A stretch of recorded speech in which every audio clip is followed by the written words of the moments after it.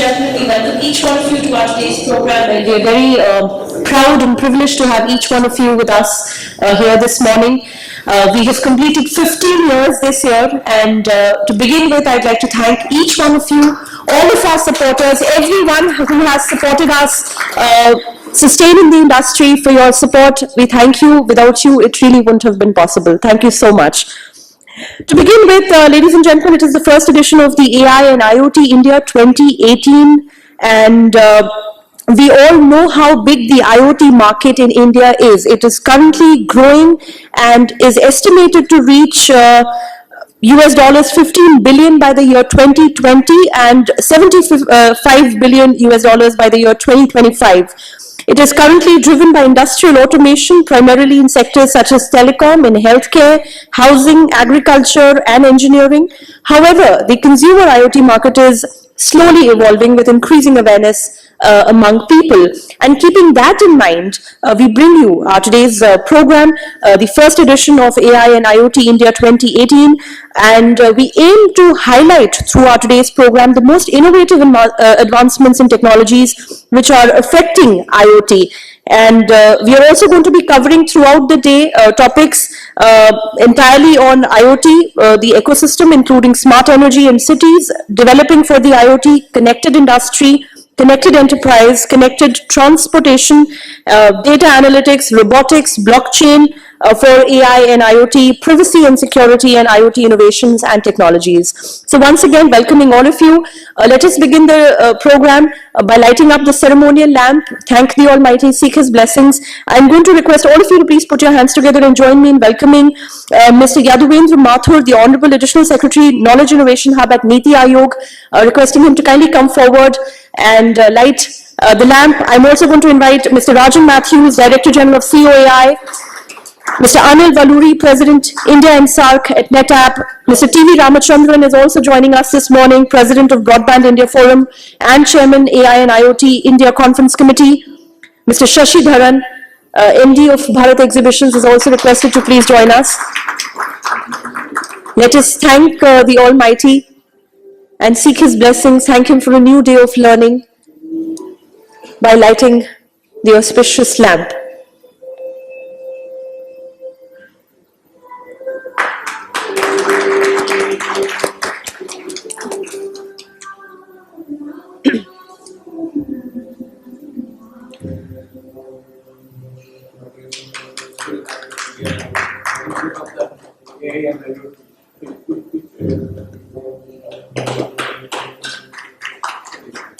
And with that, I'm going to request our dignitaries here to kindly join us on the dais, and request all of you to please welcome them once again with a huge round of applause.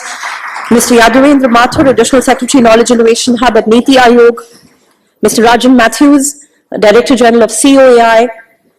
We have with us Mr. Anil Valuri, President, India and SAARC at NetApp. Mr. TV Ramachandran, President of the Broadband India Forum and Chairman AI and IoT India Conference Committee, and Mr. Shashi Dharan, Managing Director, Bharat Exhibitions. And to start with, I'm going to first of all request Mr. TV Ramachandran to deliver the welcome note. Please welcome him, everybody, with a round of applause.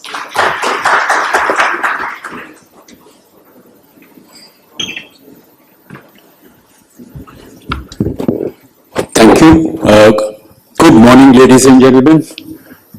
A very special welcome to our chief guest of this morning, Mr. Yaduvendra Mathur, Additional Secretary from Niti Aayog, Mr. Anil Valuri from NetApp, Mr. Rajan Matthew from COAI. We are very happy to have these distinguished people on the dais with us, and I'm all the more happy today that this happens to be the auspicious occasion when friends in Bharat Exhibitions have completed 15 years of successful contributions to the area of telecom and IT in India. Thank you.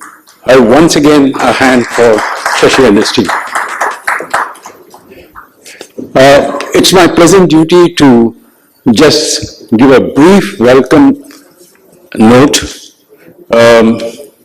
So I'm not going to talk substantive things. I'm not going to talk about what's the size of the market of IoT or of AI or the various subsects in that. So that the experts will talk about. I'm not an expert. I would just like to say that, like in many things today, there is a lot of hype. Many people have become slightly skeptical because in technology they are not able to keep up with the way things are changing. New concepts are coming. One day it is blockchains, one day it's artificial intelligence, one day it is cognitive radios. So many things are happening that people tend to withdraw and become a little skeptical. And one is not really critical of that, it's human. But we would humbly submit that in the case of AI, it is something which is definitely worth looking at seriously. Things are happening which all over the world, and you are seeing it in everyday life, you're probably not noticing it, it's happening. Artificial intelligence in some ways is scary as a thought, and that too when coupled with IoT, because internet we are all very comfortable with, you log in with a broadband or otherwise, you know what you're doing. But to be aware that there is an internet of all the inanimate objects also, which is all around you, raises huge issues of curiosity and debate.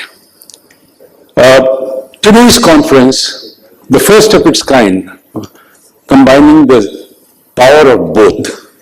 We are here to talk about that, discuss about it, learn from the great experts. All I can say is, for India, this is an area of tremendous opportunity. And that's what we are going to probably see by end of the day, listening to the speakers. We are very proud of our achievements in India.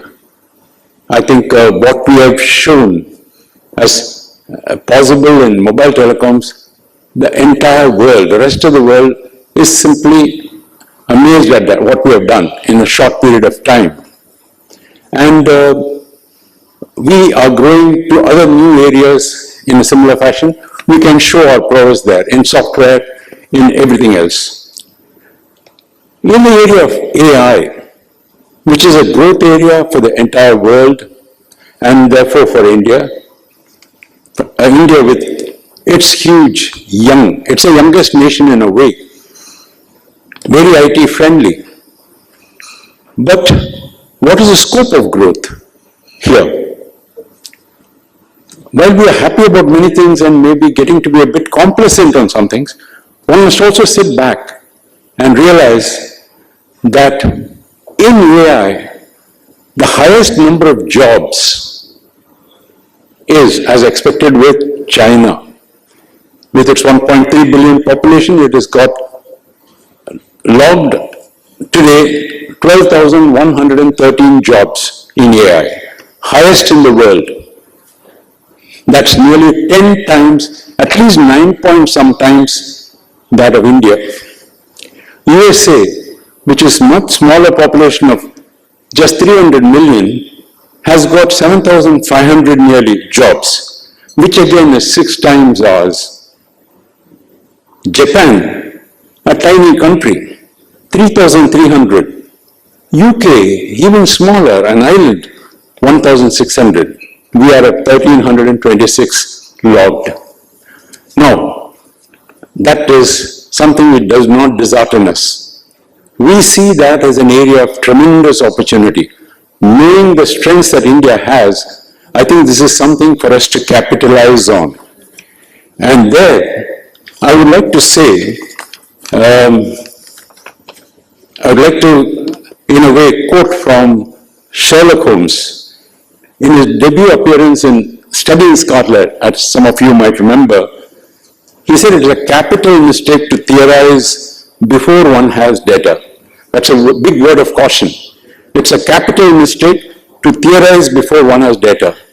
And all this is about data, and the popular discourse which we hear about all these new technologies, especially AI and IoT, people tend to, like I said in the beginning, sometimes become a little skeptical. But this is one area which is already happening. As I read out, thousands of jobs are happening. in China, out of the top 15 countries in the, out of the top 15 cities in the world which have got concentration of jobs, 6 or 7 of them are from China. From India, we got at the rank after New York, in rank number 10, Bangalore, no other city. I think we need to do a lot. And I would say that in this area, we can theorize. Unlike what Sherlock said, we can theorize, we can speculate, we need to get to what we can really achieve with our potential. And in conclusion, I'd like to quote from Larry Page of Google, who said artificial intelligence-based search engine would be the ultimate conversion of Google. We all know Google. Every day we are amazed at what they come forth. And if he can say that, then there must be something in it. So over to you all, ladies and gentlemen. For the rest of the day, I will not take more time. I do hope we are going to listen to some very interesting talks from our esteemed speakers. And thank you for my patient hearing. Thank you.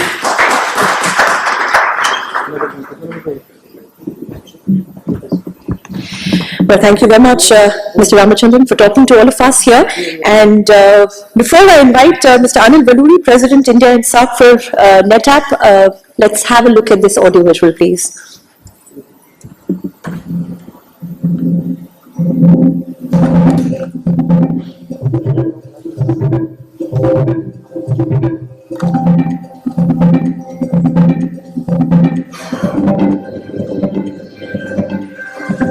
Data, welcome to the world. We know you can make us more efficient, more competitive, and more innovative. With you by our side, we can take businesses, even humanity's biggest problems, and turn them on their head until the world itself is different, better. Now, we recognize that you no longer live locked away on devices or hidden behind firewalls. You are distributed, dynamic, and diverse, and we will unleash you to achieve your full potential. To that end, we will give you unrivaled protection, the ease of use you deserve, the freedom to span across platforms, and the power to remain relevant deep into the future. Dear Data, we are building a fabric just for you that makes all of this and much more possible. NetApp.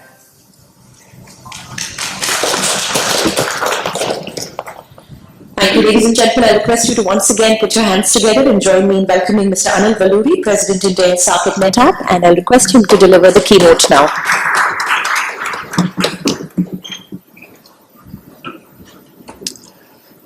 Is presentation on? Get my presentation? Yeah, that's that, yeah. Okay. Sure. I don't see that. Okay.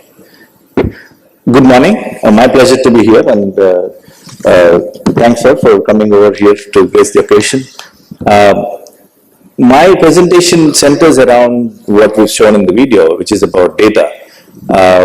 The whole world is getting transformed in terms of digital is impacting us in every form, whether it is in the betterment of society, education, healthcare, governance, or what have you, in entertainment and so on.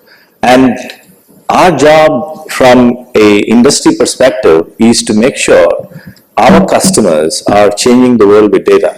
And data is the core of all of these transformations, when you look at IoT, whether it is artificial intelligence, whether it is banking and governance and so on. So data has become extremely critical. And to give you a concept, the perspective, in the last 1 year of humanity, what we've generated data is over 80% of the net cumulative data that we've done in all these years of our existence as humans. So that is the rapidness with which data has been growing. Over 80%, 100% year on year is the explosion of data.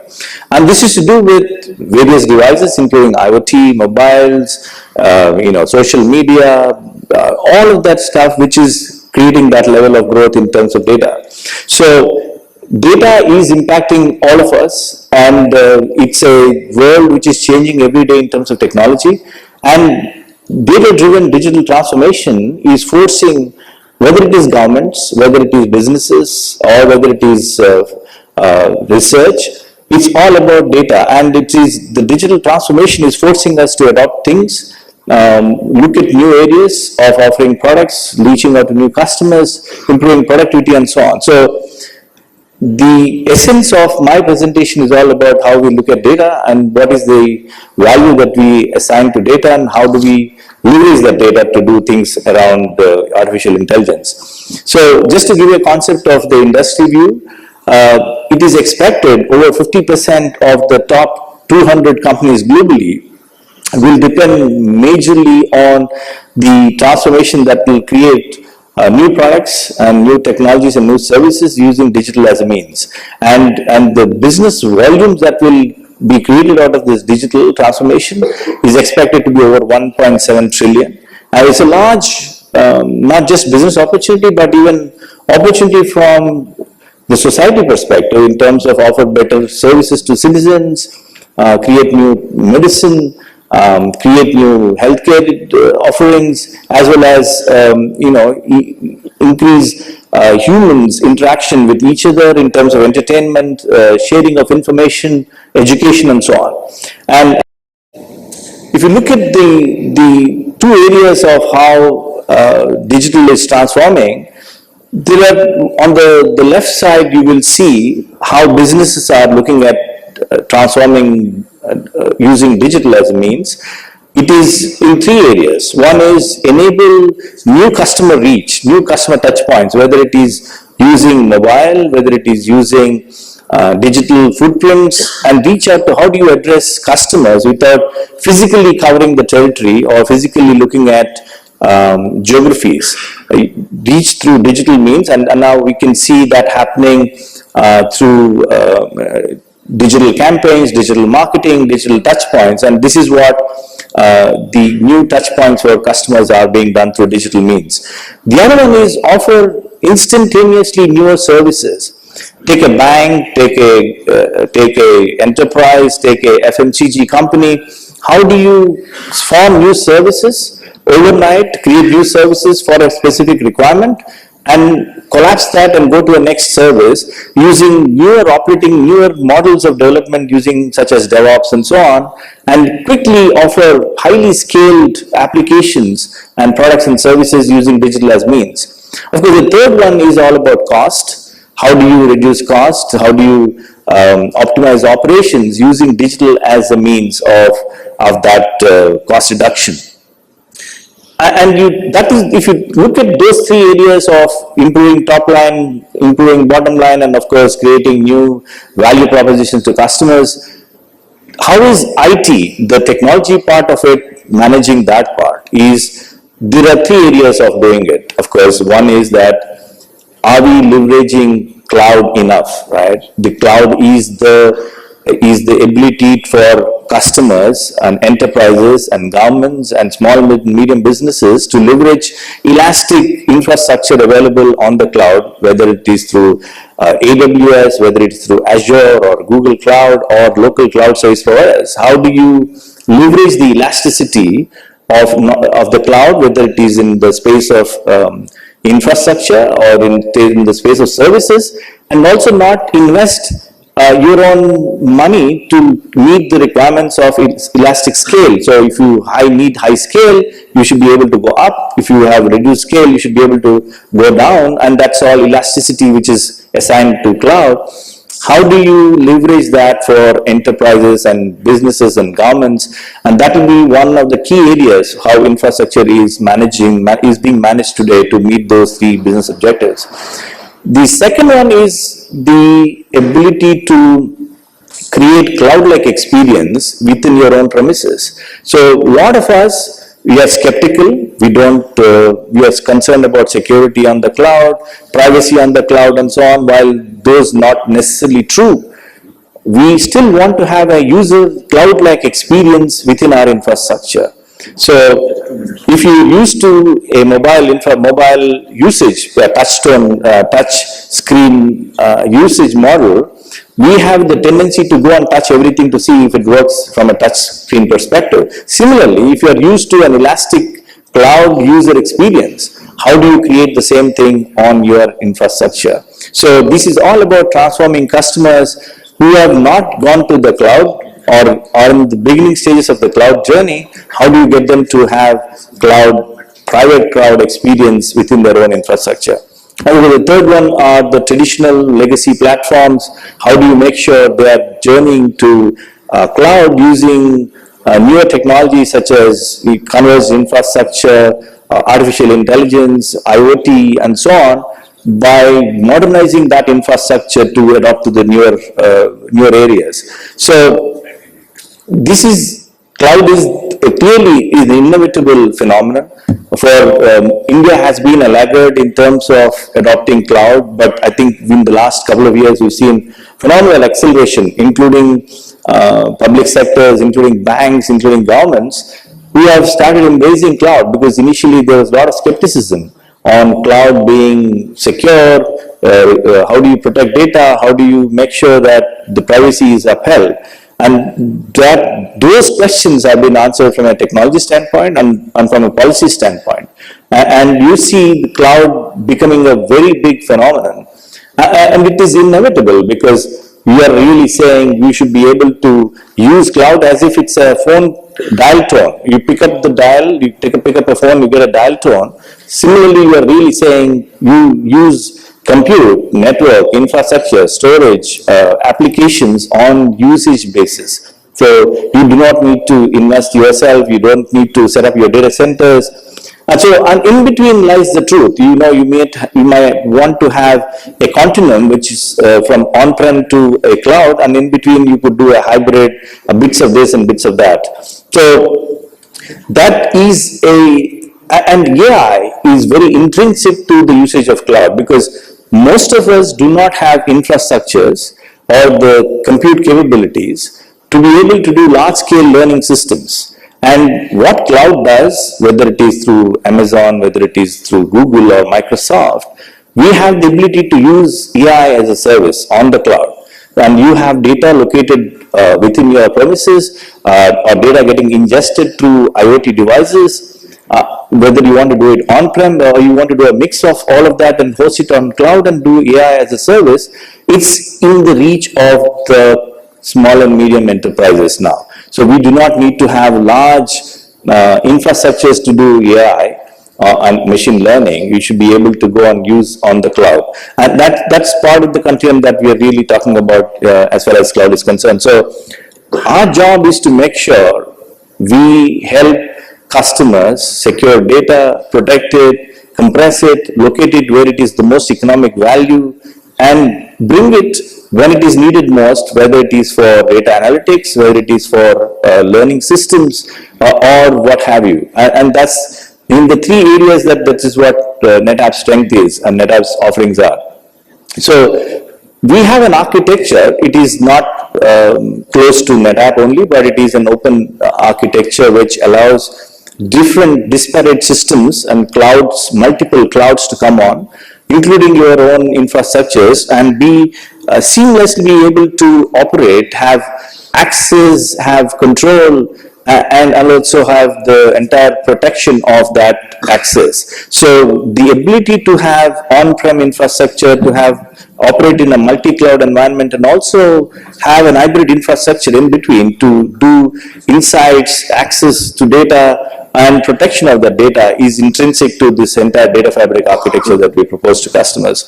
So what this does, it gives you freedom of choice, it is future-proof, and of course it is absolutely what is important for all of us users of data is it is secure.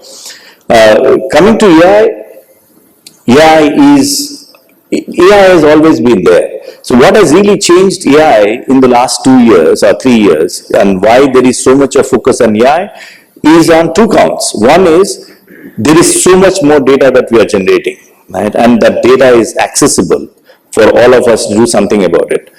On the other side, there is so much more compute that has happened in terms of whether it is GPUs or what have you, that we are able to handle very large data sets and do learning systems out of it and glean insights into it and get to some outcomes and get to some connected outcomes on using this large GPU based system. So high speed data access, high speed computing, and of course the algorithms that are able to now take advantage of such high capabilities that the industry has been able to produce is resulting in affordable AI and also AI of very large problems, right? AI of large data sets. So the accuracy of the learning systems is that much more because you're able to handle. Earlier, we had this limitation of not being able to do n number of iterations into the learning because of the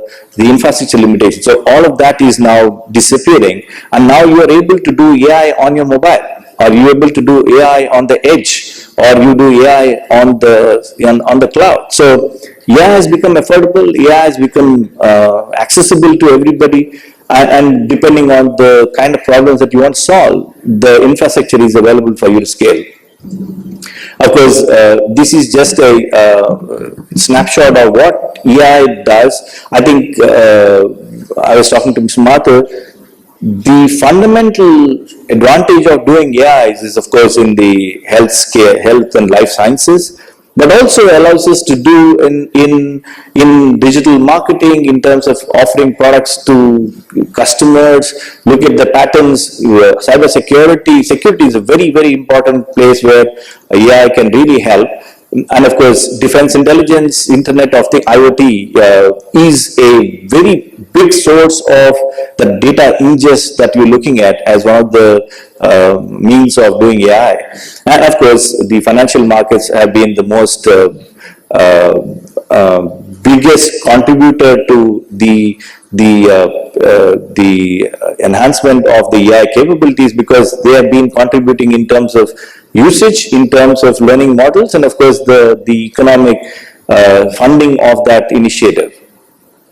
So this is of course not a commercial slide, but what we are trying to really say is now AI is available in a box, right? You are able to now do high-end AI solutions using high-speed data access and high-speed computing to be able to handle large grand challenge problems in terms of AI. And that is the essence. When it comes to larger scale, we need to have multi-petaflop capabilities built into these AI systems, and this is all of course the entire libraries and so on are available as a part of the package to be able to go and develop your algorithms. And this is, of course, I just wanted to let you know that NetApp is a global leader in data, and we are very, very proud of having a CEO of NetApp from a person of Indian origin from Bangalore, George Kurian. He runs the Fortune 500 NetApp company globally, and he's been focused on leveraging the skill base in India. We have a very large talent pool running core engineering out of Bangalore, and would welcome all of you to have a look at the capabilities that we've been doing in Bangalore. And it will be our privilege to work with some of you in looking at and charting out how your data strategy is for some of the IoT infrastructures as well as AI infrastructures. So my question at the end of this session is, how are we going to change the world with data? How are we going to leverage some of these technologies that are available? How are we going to do? And what India presents to the world is very unique, is 1.3 billion people creating very disparate data, demographically different, behaviorally different, and this is, the richness of the data is our strength. What India presents. Most people across the world have a problem in looking at data which is disparate. Out here, I think this is our core strength. We should be able to leverage this as an organization, as a country. And I would leave this thought with you on how are we going to change the world with data. Thank you.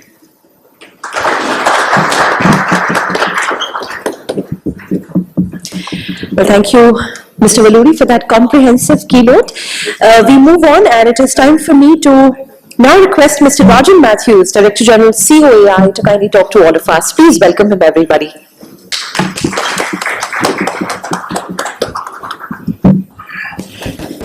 Mr. Mathur, Mr. Ramachandran, dignitaries on the dais, ladies and gentlemen, thank you for this privilege to address this august gathering on IT, artificial intelligence, IoT.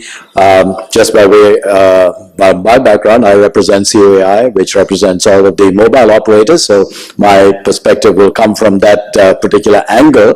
And so when we talk about artificial intelligence and IoT, I don't think we need to belabor the point that the opportunities and the horizon of what AI, artificial intelligence, and IoT offers is tremendous. Everybody talks about the bazillion dollars that are associated with IoT and the billions of dollars that are going to be obtained as a result of the implementation of artificial intelligence. So I don't think we need to belabor the point. The real question is to ask the issue from the Indian perspective: how do we in India leverage and position ourselves for taking advantage of this burgeoning event that is taking place all around us? Of course, we've all claimed that we want to be part of this knowledge revolution that is taking place in India.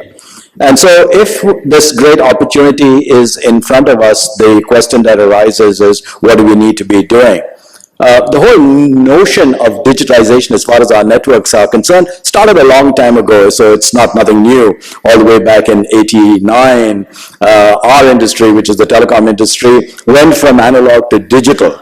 All right, we went from purely voice-oriented to data-oriented networks, where we started adopting TDMA, CDMA, GSMA became the flavor of the world. And of course, we know in hindsight what happens when you gather around a centralized understanding of standards and adoption of standards. GSMA became the global standard, if you will. What did that lead to? It led to the explosion of networks around the globe around this particular standard. So that is an important lesson to be had in terms of how we go forward.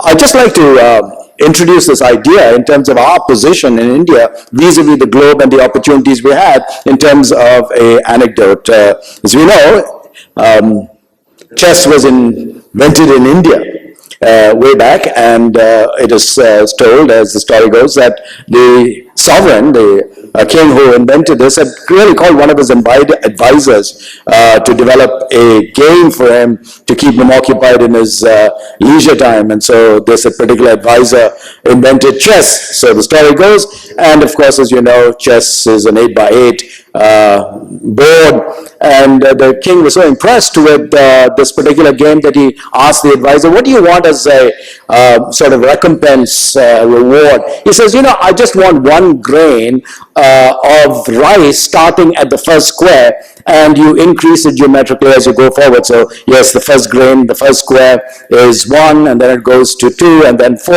and 8, and 16, and 32. So just keep increasing it. Of course, you know what happens, right? There are 64 squares on a chess board, right? 8x8. And if you cross the 32nd, you're into exponential growth of grains of rice. So the king, as soon as he crossed 32, recognized that by the time he was going to get to the 64 square, he was not going to have enough rice produced in his kingdom. So he had the advisor beheaded for trying to bankrupt the sovereign. So Mr. Mathur is well advised in terms of the banking industry from which he comes, in terms of what happens when you try to bankrupt the sovereign. So the point is that you have to cross in order to gain and leverage the opportunities in IoT and AI to cross the half of the chessboard. That means you've got to get into sustainable growth and sustainable volumes in order to be able to leverage the whole opportunities that are there in IO and AI and IoT. So that being said, the question that we ask is, what are we doing in far-bar networks? All right, what we are seeing in our networks in terms of being able to leverage the benefits of AI and IoT, and increasingly, all of this is happening on our networks, as you rightly can see from around you. We're all espousing, as far as the India scene is concerned, for 5G. All right, it's fortunate that the government of India has recognized that we don't want to be left behind. We were left behind in 2G and 3G and 4G, and now we're trying to catch up in 5G, and the globe is already talking about 6G and beyond. So there's a high-powered committee that's put together. We have gotten into this whole issue of standards and preparing ourselves from policy perspectives and regulatory perspectives, all the right things. And so what is happening in terms of networks is this idea of what we call deep neural networks. Our networks are becoming extremely knowledgeable in the way, and what we call DNN is now an integral part of how our networks are being designed, so that artificial intelligence, pattern recognition, language recognition, and how all of this is utilized to begin to start doing predictive analysis, right? Because in today's environment, yesterday's data is not sufficient, today's data is not sufficient, you need to be able to tell me what is going to happen next. So predictive analysis becomes the focus, if you will, on much of what we're doing in AI and IoT. The government is, as a result of the high-level 5G committee, talked about the 5 areas that we want to specialize in terms of artificial intelligence and IoT. And they go in terms of agriculture, in terms of education, in terms of traffic management, in terms of education, smart cities. These are some of the 5 high priority areas from an industrial policy perspective that the government of India has highlighted. So we as a country, in terms of government perspective and the efforts of the industry, are focused on this. So deep neural networks will happen as we develop 5G networks. Network slicing will happen. There will be increasing ability of our networks to be able to slice our networks and offer what is, as you know, just-in-time need for the various types of applications that might be running on our network, whether it's surgery, whether it's remote learning, whether it's automated automobiles, all of those things will begin to start happening on our networks. So all of that said, what do we need to cross this half of the chessboard to get into the area of explosive growth? Let me leave you with 4 things that I believe are necessary, all of them starting with S, so it's a mnemonic which will help you remember. And the first and most important thing is standards. And I think this is one of the things that Mr. Mathur was discussing with us as we were waiting to begin. So if we don't focus on the development of standards, we are just going to become coolies at the bottom of the feeding chain. So increasingly, we have to develop our ability to develop IP and indigenize our IP in global standards, so that when we start going into artificial intelligence and IoT, the top end, the creamy layer, does not go to somebody else. And of course, as you see, Apple is a classic example. Today, Apple is one of the most valuable companies in the globe, having crossed $1 trillion in valuation. And if you look at that product, right, 85% of what they earn from the manufacture of a phone, from a smartphone, comes from their IP rights, right? It's only 15% of the total cost of an iPhone that really goes into manufacturing. So Make in India is great, as Dr. Mathur rightly pointed out, but if you don't have the IP and you don't have the rights to the IP, you're really going to be at the short end of this deal.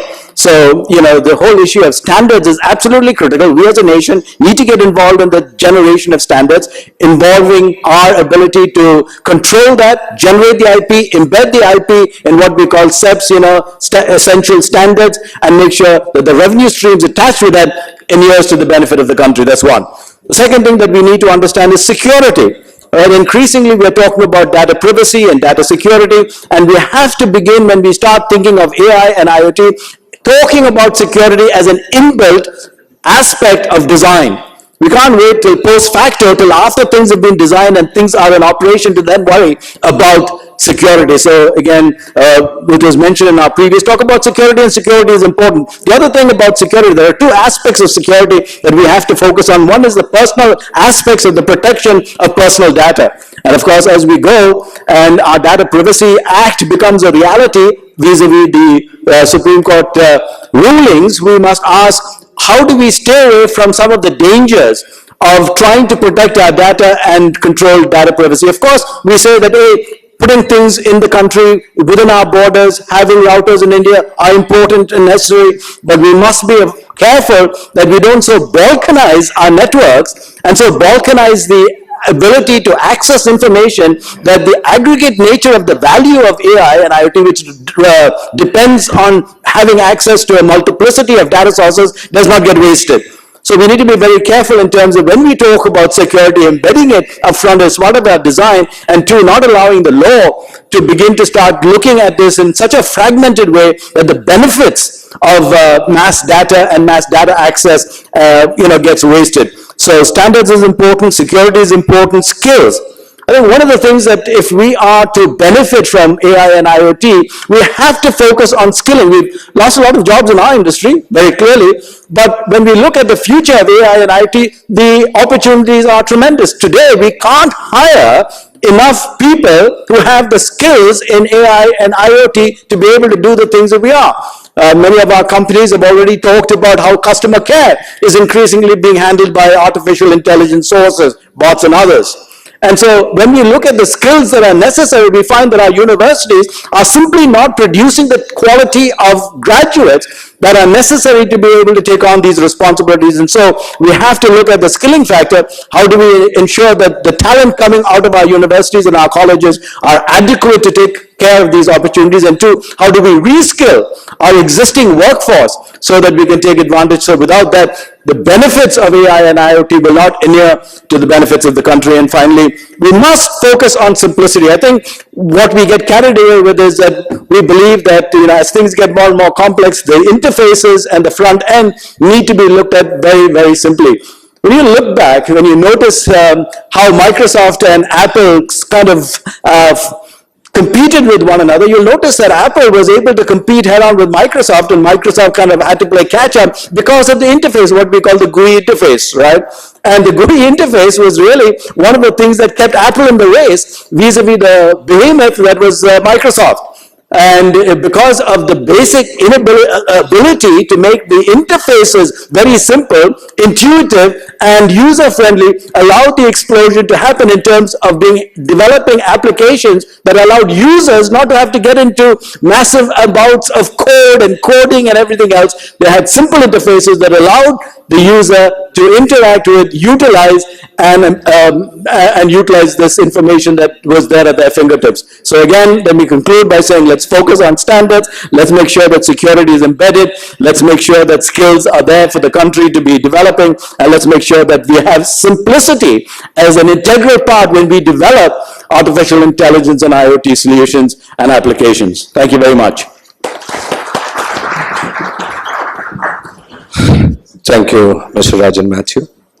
Ladies and gentlemen, the guest of honor of the event, Shri Yaduvendra Mathur, is the 1986 batch IAS cadre from Rajasthan. He is the Additional Secretary in the Niti Aayog. He was appointed as Additional Secretary in 2016. He is of the National Institute of Transforming India under the PM Shri Narendra Modi government, with an aim to foster involvement and participation in the economic policy making process by the state government of India.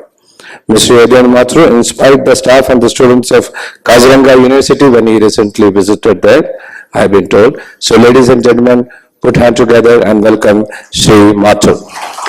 Thank you so much. It's a privilege to be here this morning.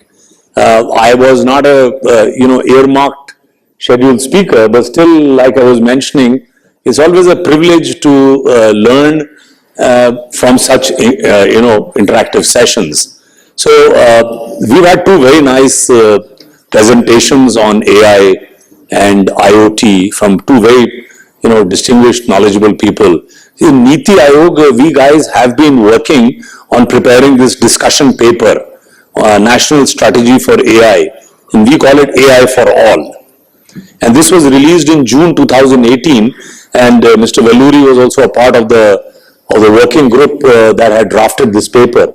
In fact, we were talking about updates, and this paper has been one of the documents that is being officially released for comments, and the Union Finance Minister in the budget speech had mandated Niti Aayog to come out with this national strategy for artificial intelligence. And I would encourage the participants in today's conference to have a look at this paper. This is undergoing some changes, and we'd be very happy to get to hear from your side. But the bottom line is, to my mind and to what Niti Aayog's mandate is, AI for all. So it's not about AI for a particular group of customers per se, but how do we really make it broad-based? How can AI be bringing in that transformation in the lives of our people, the common man, and how can we apply this fascinating this new world, which of machine learning, a term coined by Arthur Samuel in 1959. He called machine learning the ability to learn without being explicitly programmed. So I think the challenge that for us to understand is we are actually poised at a transformation when software will start writing software. Currently software is written by, by us, the human beings, we write software. And it is the software that drives the machines. So what's going to happen when that inflection point comes and software starts writing software? So one thing that will come immediately is who will own the copyright.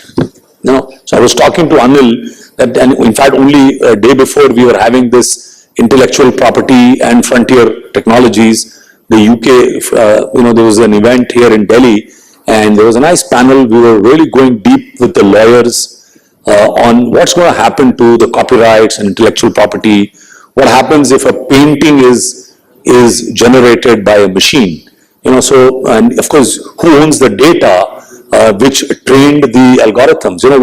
Which was crunched. So you have the hardware. We talked about the GPUs, the graphic processing unit, and we're asking Anil about the tensor processing unit. You had the central processing unit, then you had the GPUs, which drove the entire video games. Many of us grew up playing on Nintendos and other smaller video games. But what really made the video games so fascinating was the invention of the GPU. And of course, Jensen Huang, NVIDIA guy, he had been invited by Niti Aayog just a couple of months ago in October to deliver the 4th Niti lecture series, which was on AI for all. And the Honorable Prime Minister, the entire cabinet, and the all bureaucracy of Delhi, we had about 1,500 people in Vigyan Bhavan listening in rapt attention to Jensen Huang on AI for all and what is his take on the future. And we had a very distinguished group of professionals from India, from IIT Delhi, IIT Chennai, and from the Wadhwani Institute in Bombay, and a couple of others, panelists. So I think the jury is out on what is going to happen next. Will the law precede it? Do you need a good intellectual property law? Should not government own a lot of copyright on the data that government shares, for which when that data gets used for training the machine, so all the data that will train the hardware, who will own that? And I think, Anil, those are the challenges which are still under process. We need to get more clarity on the intellectual property side of sharing the data. Currently, you cannot, it's an individual who owns a copyright or a patent. Typically you cannot. So could patents be then held by the machines? It's stuff like that. So because who will really own it? So those are big issues, and unless we are able to crack the intellectual property regime around AI, I think we will not be seeing a future where data is shared very readily, because that is the big issue. Though the hardware is there, the algorithms have been written and they can be trained, but where is the data to train? Who is going to share the humongous amounts of data that you need? And it is in that context that Niti Aayog is arguing that let us look at a few sectors. Let us look at agriculture. Let us look at health, and let us look at predicting weather in a way that the crops, so the livelihoods and the health of people. So that is where the impact can come very, very quickly. Many of us remember when computers came in, when the railway reservation was the one area where many of us had a very great wow feeling, and there was maybe an animosity or a scare about what computers will bring in. But then you had the Indian Railways computerize their entire reservation systems. Of course, the banks were also at around the same time, but the greater impact came to the common man on the train reservation systems. And that's when the hackles dropped and people accepted computers as making a difference to his or her lives. So similarly, I wish that we could as a nation focus on AI for all and maybe begin with health and agriculture. Two great areas where we can really unleash the power of AI and IoT for a better future. On the health, there is a lot of POCs, the proof of concepts already are rolling out. I for one know under the aspirational districts program from NITI Aayog, we are encouraging owners of the algorithms to access digital X-rays for chest, digital chest X-rays from the district hospitals around these 115 districts of India, because we want to have a TB-free India by 2025. Now, you will not have TB-free India unless every Indian is screened. And if you have to screen every Indian and then to get the radiologists to look at those X-rays and then detect who should go for a sputum test, because the conclusive proof of TB is a sputum test. Now, every Indian should actually undergo a sputum test. But to bring in efficiencies, if you could do a algorithm-based, an AI tool looking at the digital X-rays, then you can very quickly train the algorithm to 99% confidence and then do the sputum test to where the detection of TB, not only TB but 12 other chest diseases can be detected. So, jokingly, I tell my colleagues in the medical profession that radiologists are going to be out of jobs very soon. Yeah?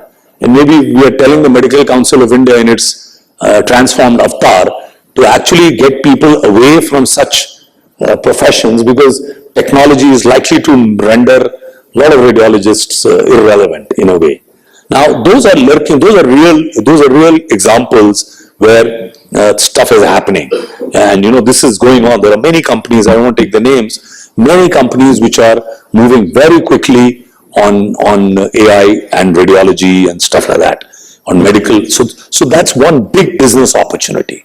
So those of you who represent whichever companies who are here, please look at use cases, share with us about cases where you could bring in more IoT and that whole ecosystem of agriculture data. The another big example of one POC which is being tried out in Krishna district, in one of the frontier districts where a lot of data is being crunched on getting sensors to give real-time data on what's about the crop conditions, about the soil conditions, the weather conditions. So if we can even predict what the farmers are going to grow, then you can actually put in place a very efficient import-export strategy, pricing strategy, procurement for agri-products. The big challenge in India is that we come to know much, much later about what crops the farmers have actually planted. Though there are remote sensing tools available, but that kind of accuracy is not there unless we go into actually having sensors on the ground and pulling in data and then training the AIs to detect what's happening on the yields and what crop is growing and what should and what production is going to come. So if that kind of data is available, believe me, it's going to impact millions and millions of farmers.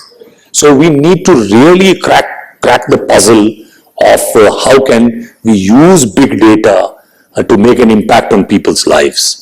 I get quite disappointed when I see conversation only veering around autonomous cars and vehicles and all. So that's great. I'm sure those solutions are great. They will prevent fatalities and cars will become more safe. All very great. But maybe a country of our size, we need to address bigger and more burning challenges which is to get good data so that the farmer can make informed choices. We do not even have a good agriculture marketing system. In fact, we don't even have broadband connectivity. BharatNet, the optic fiber was rolled out, but the utilization is pathetic. In some of the forums, this thing has been discussed, that how do we actually use the broadband BharatNet phase 1. It is there, the optic fibers are laid out, but utilization is what, 20%, 25, 30%, maybe even less, maybe even less. That's what we hear. So we're also, from Niti Aayog, kind of asking questions that, before you, leverage the BharatNet phase 2, we should have a greater public-private partnership. So Niti Aayog has been really driving that the rollout for BharatNet 2 should be under a PPP, and some states, Andhra Pradesh, Rajasthan, Maharashtra, they've moved aggressively in owning and taking ownership of the BharatNet and see that broadband is available, because and if you're on the cusp of 5G coming in, and 5G will make IoT possible, but where is the connectivity? And unless we can do something quickly about bringing in the good business model for the connectivity across the country, 100% coverage is the mandate that the Prime Minister has given. And for that, I think the policy around hotspots is also likely to be liberalized. And we need to really see how we can, just like the STD PCO boom, maybe 20 years ago, 30 years ago, the STD PCOs were allowed. People could liberally get a PCO and STD, and then make ISD calls anywhere from even remote villages. So that is the kind of model. I am sure the TRAI has released a paper. I think last year there is a TRAI paper which is encouraging more hotspots. So if you have if you got connectivity and you want to sell it around for a model, then you could quickly register as a supplier, get registered with the regulator, and very quick, easy process, and actually make available broadband in the small area. And I think those tweaks are likely to happen, and I'm sure we are on the cusp of greater transformations in which more and more of data consumption will be the pathway to a prosperous nation. And the current levels of data consumption are abysmal. They could for a nation our size, aspirational nation our size, data consumption is going to go up, speeds will have to go up, the whole consumption of data will make a marked difference to the lives of the common man. And it is the ownership of the data which has to be of the person generating the data. Now, I see no confusion in my mind that the data is of the people, and they should have the right to restrict it or to get it to be used. So we may be moving towards devices, not the net itself, which will, or the cloud alone, but maybe we're at a future when our devices will actually hold a lot of data, and we can then, owning the data on our device, allow selective use rather than, so this democratization of data, I still have big, concerns over that. I don't think that is really the way, or as if that solution has been cracked. That is challenge, that is still suspect, and we need to find out the next level of hardwares that will bring my data on my machine. It's not like my data is on some cloud. I think the next level will be all my data is on my handheld, and then I can selectively allow that. So we will need to be looking at that next generation, and I think the technology and the kind of the pace at which we are going is going to make it happen. We are poised in a future which is going to be created from the future. Often we look at the future being created completely by altering and rearranging the past. So while we can be informed by the past, but the future needs to be created from the future.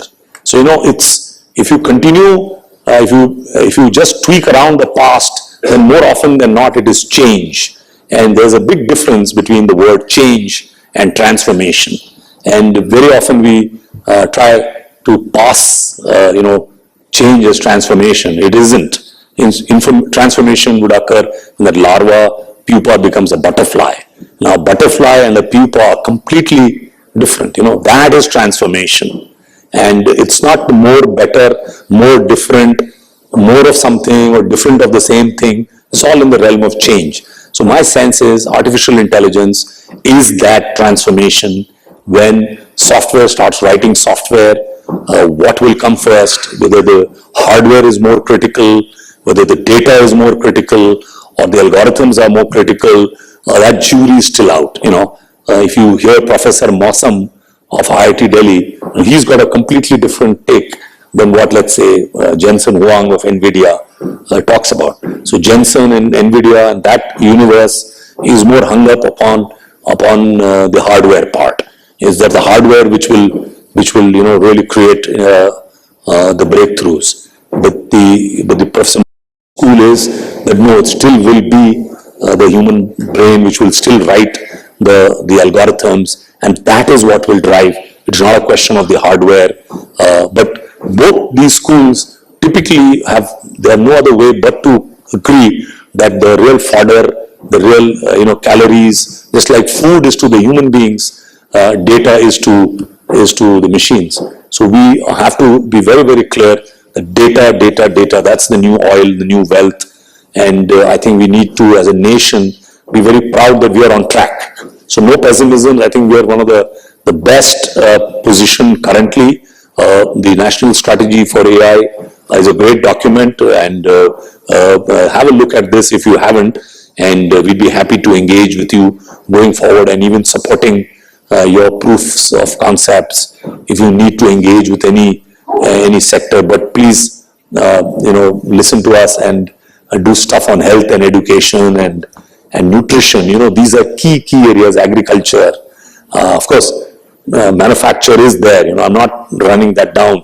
We definitely need AI for manufacturing, and individual companies should get their AI, they get their intellectual properties evaluated and valued. And Mr. Thomas, they were mentioning about me being a banker. I was heading Exim Bank of India, and one of the challenges we did have is that we were not financing intellectual property, because the valuation of intellectual property is still not happening. But so we need the companies to first look at their IPs. They are sitting on IPs and they don't know they are. So please go back and look at your company's processes, whether there is something of value that you can get a copyright, get a patent on. Processes are easy now. DIPP has done a lot of good work, and you can now register your patents far quicker. Maybe within 6 months you can hope to get a patent. But we need to work in teams, and it's a great. I'm sure during the day you'll have great sessions. Thank you once again, Mr. Ramchandran.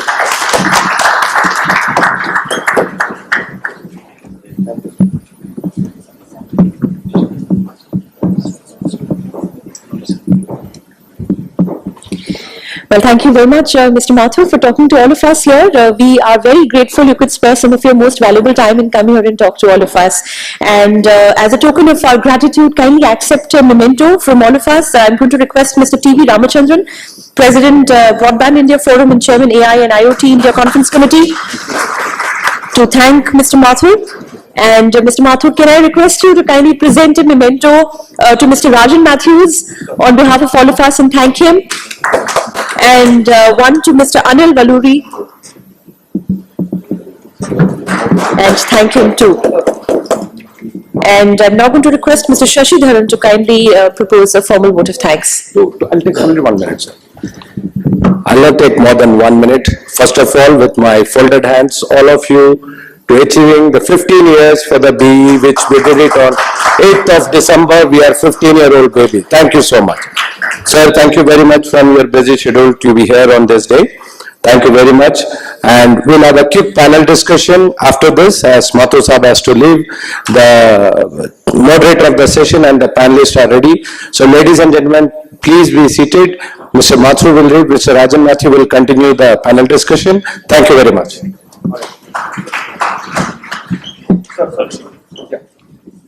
My request, Sunil Joshi, to please come on the dais, please.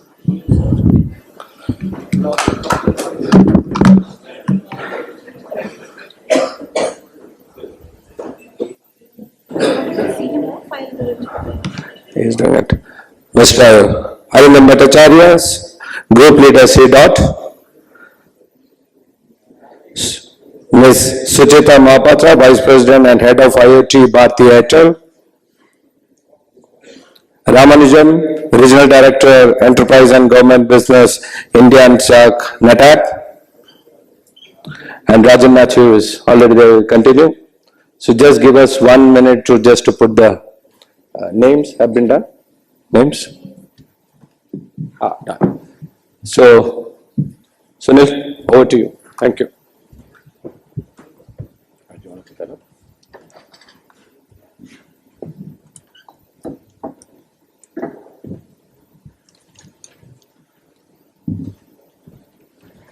Are we on with this one or this one? Yeah. Okay. Good morning. Here or fireside chats? Okay. That's not the column. Distinguished guests in the audience, ladies and gentlemen, good morning. My name is Sunil Joshi. What we'd like to do is carry on for the discussion that was happening earlier about artificial intelligence and IoT, and try to put some context around it. And we have some fantastic people up here on stage that'll be able to share their experiences and views with you. And hopefully you'll have a much better perspective as the panel unfolds as well as the day. But let me give you a context of actually some implementation of IoT in India itself. I'd like some participation from the audience. How many people in the audience do not have 24/7 water supply? Do not have. Everybody has 24/7 water supply? So none of you wake up at 6 o'clock in the morning to turn the motor on that steals water from everybody else's pipe and pumps your overhead tank up, and then you wait till the water comes flowing out of the pipe, and then you turn the motor off, and then you hope like hell you have enough water in your tank to satisfy the daily needs, right? I'm sure none of you have this experience, but it was probably one example, right? Now, similar to that, garbage, you also have a garbage collection process that happens, and you wish that things would just happen properly, and it's much more hygienic, etc. Same with electricity and all. So at Gift City, I'm pretty much sure not many people in the audience would have been there, but it's actually a small a city between the twin city of Ahmedabad and Gandhinagar in Gujarat. And it's India's first operational smart city. So what we've done there is, and this is all implemented, don't worry about the words, etc., but just go with the flow. So we get water from the Narmada Canal, it comes in and it gets treated at a water treatment plant where the filterization, the clarification, etc. happens. Then it gets pumped into, through a utility tunnel into buildings, residential or commercial, doesn't matter.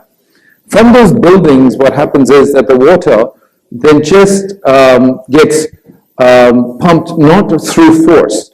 So each building has a low level and a high level sensor, and as it reaches low level, it gives a command through an electronic motorized valve that opens up a valve at the building, that then opens a valve up at the pump center, that then pumps the water through, and as it reaches a certain level, it just disconnects on its own. And accordingly, if there are malfunctions, there is a backup for the water to happen. Now this is functional, so we have nobody actually manning the water supply, and it's a 24/7 water supply to all the commercial establishments in the city. Similarly, in waste collection, every building is designed where you can throw your dry or your wet waste down chutes. And at the bottom, there are sensor-based valves. So it's all filled at the bottom, so you keep throwing your garbage and it keeps filling up. There's a sensor that will see how much, either by level or by time, that it will open up. So once the sensor senses enough, it gives a command to the automatic waste collection plant to open the exhausts, so which creates a wind turbine in a pipe that starts the suction at about 90 kilometers an hour, and it can go up to 2 kilometers distant from the plant. So then the valve opens, it'll drop the waste into the dry waste into the common shaft, goes straight up to the segregation facility. Every 7 to 10 seconds is what the valve opens, it empties the garbage, and it takes up to a max of about 3 minutes for the garbage to get to the waste collection plant. And then from there on, we go electronically, we segregate paper, plastic, bottle, 3D, and then it goes into the disposal process. The entire waste disposal system for about 8,000 people is managed by one person, and dependent upon either by time, because you don't want to have decay of garbage, or by level, that the waste collection is done. In terms of electricity, we've also implemented the automatic meters, so smart meters as you would call it. So between the meter readings, the billing, the distribution of the bills to the consumers electronically and cloud-based applications, as well as understanding which are the meters that are faulty and that need an alarm to get it done, they've all been implemented. So we have about close to a little under 1,000 meters implemented, but huge benefits from the conventional system. No billing errors from a consumer standpoint, you get bills on time, you get to pay bills electronically. From a supplier standpoint, no electricity gets wasted, etc. But also from a distribution standpoint, you're able to get more efficient in electrical supply. But then we also have the substation, the substation management. So sitting at the home of the head of the electrical department, he can turn off or on elements of the substation in the components and gradients that he needs to, wherever maintenance needs to happen or there are errors there. Nobody needs to sit at the substation anymore. In terms of street lights, we have implemented smart street lighting. So point, on a full moon night, if you need to dim your light, you can do so. And we do that to preserve electricity.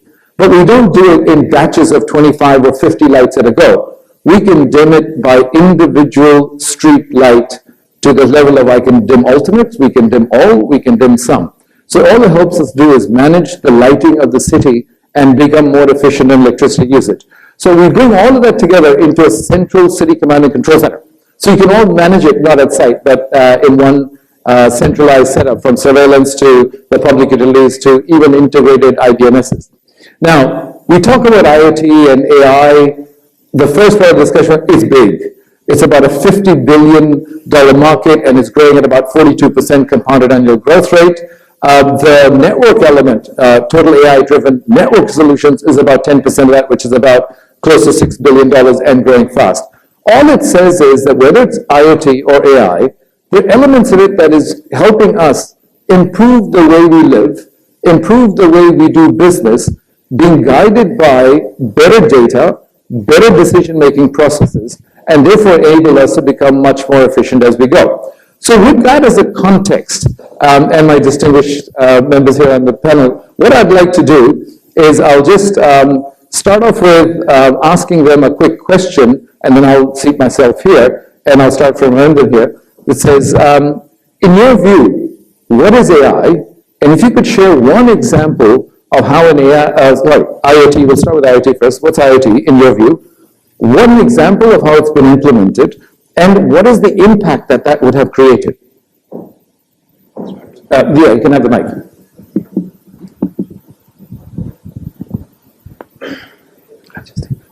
No, I got mine.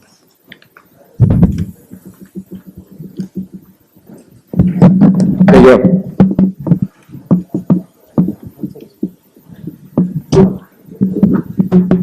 Try this one. Well, thank you very much.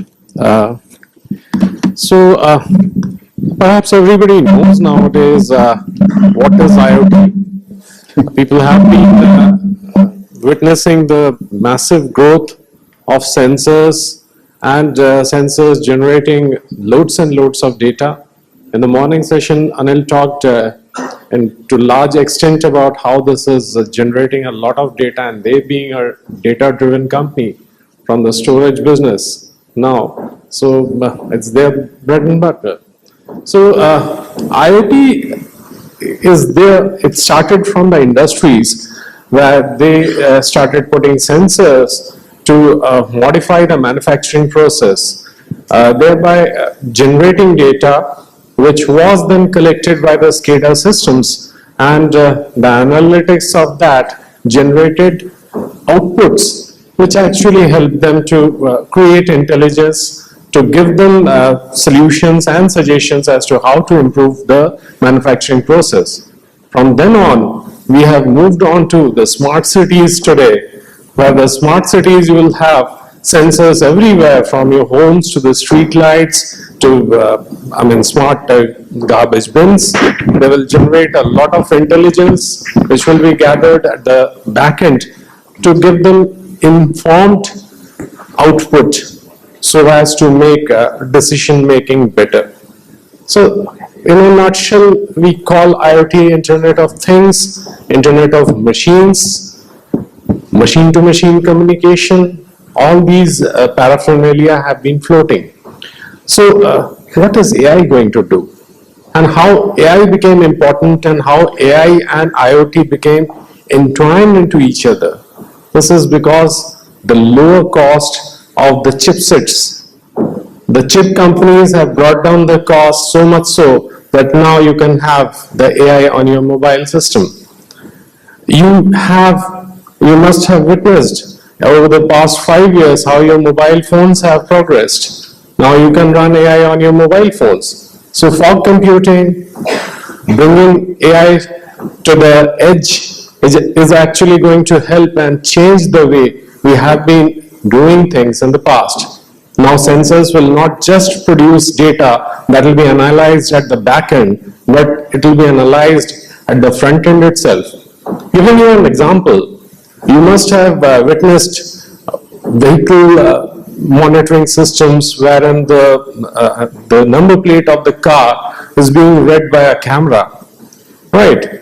Normally it used to happen that that image was taken back to a back-end system where that image was actually processed by loads and loads of GPUs over there to actually figure out what is the number plate reading is, and then the identification of the vehicle was being done. And for that very reason, it was not very successful, because carrying a complete image or a video over a network was, not very economical in the traffic sense, and also from the compute perspective. Now with the advent of AI being at the edge, now you do that detection at the edge itself, and what you carry is only the number. So these are the technological changes which are going to happen and making things far more efficient. But while we say that, there are loads and loads of challenges as well. As we move on, perhaps we will discuss more about the challenges. Thank you very much. If I could ask Ramanujam, if you'd like to give maybe one example that you think is a great implementation of IoT and the impact it may have created. Yes, am I audible? I think I am. Yeah. Being a technology company, we actually work with a whole bunch of startups. And there is this very interesting which we are working with right now, and they are in the area of healthcare. They're actually creating health bands.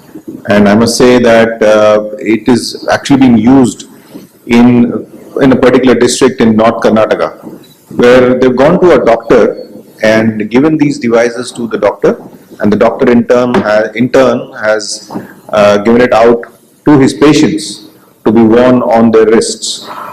And I believe that the doctor is able to monitor various body parameters of his patients, and this is something which is actually in progress as we speak. So, it's not something which is in a sci-fi film or anything like that right now, in a science fiction film or a magazine.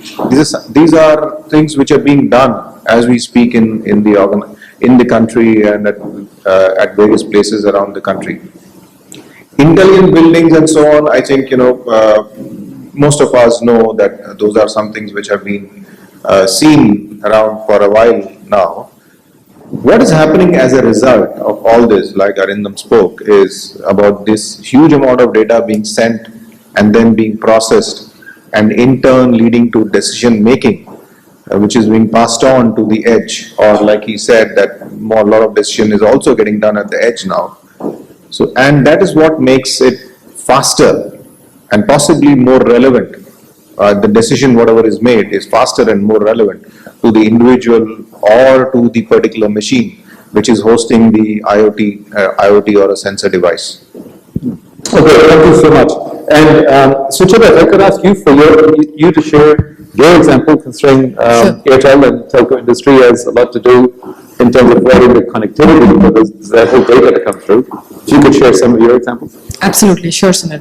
Let me just do this in two parts. Yeah. One that, like you said, from the telco perspective, what we're making happen in the world of IoT, and second, that is intensely personal to me. Right?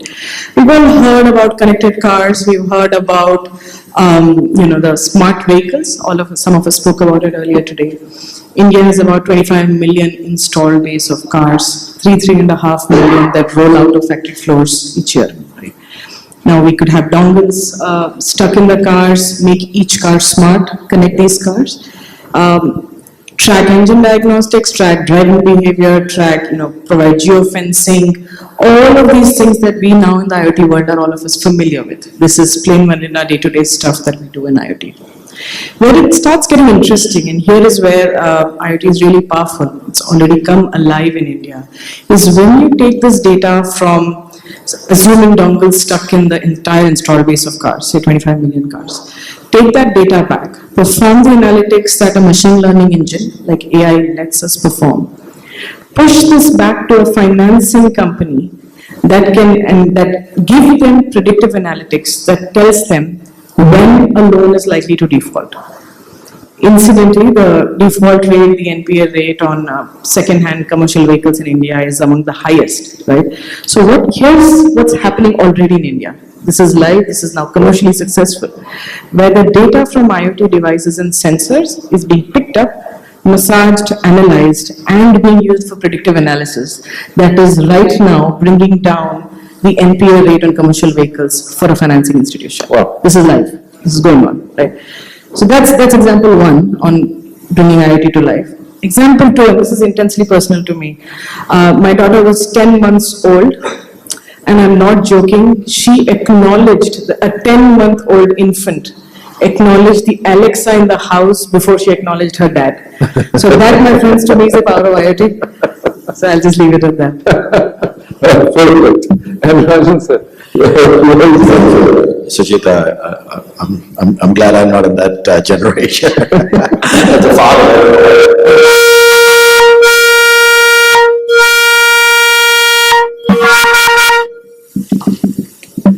Is that somebody's pacemaker? Alexa, help you.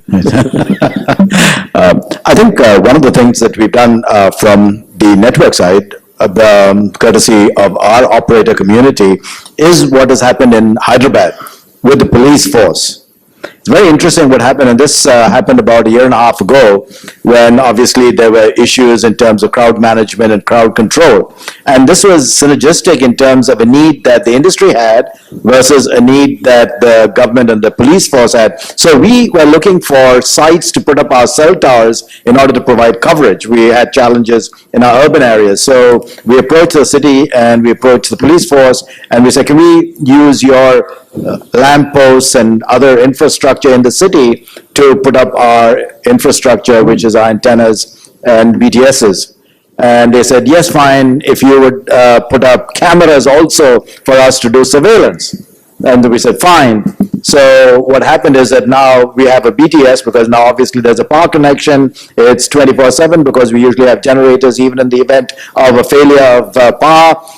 This now gets routed through our networks and through the internet to a centralized command control center. There's a big screen, we were there, and the police force sits there and they have images of all of the major intersections and streets where our cameras were, a rather large section of the town. So what they did was monitor for traffic congestion and for crowds and to see what was happening. Now, the next phase of this was, hey, listen, I'm getting all of these images. They began to say, listen, it's not very efficient, or it's quite difficult to start monitoring all of these locations. They said, let's go into a database to check when crowds start happening in an abnormal way in various areas so that we can predict where the next problem is and where we need to send our police force to either control traffic or we see an incipient rise of some problem. That is the first thing. Then from there, it went on and said, hey, listen, in this crowd, can we pick out the troublemakers?